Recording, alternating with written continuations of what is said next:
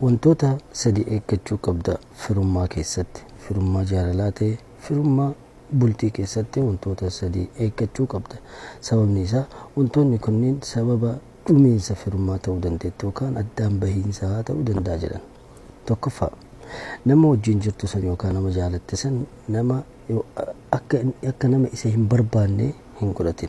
Haguma feeta wal loltanillee loliisa san keessatti jaalallee akka jiru beekuu qabda. Yaani nama chellaa agartee nama dantaa namatti hin qabne akkas akka hin goone sin jedhan. Lammaffaa haguma feetan rakkoo keessa galtanii haguma feetan cinqamtanillee waluma feetan taatanillee wal ganuudhaaf hin deemina.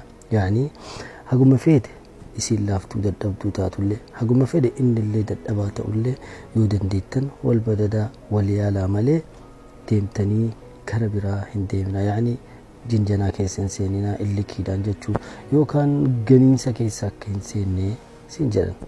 Sadaffaa nama tokko yeroo jaalattee jaalalaa waliin jiraattu keessatti yeroo sanitti jechuun yeroo jaalalaa san keessatti waan tokko beekuu qabda. Wanni ati beekuu qabdu nama kana yeroo itti dabalamutti qananii qofa miti kaati waliin jiraachuudhaaf deemtu. Qananii keessa, rakkoo keessa, gadda keessa, wantoota hedduu keessa waliin dabarraa jettee nama kana jaalatte.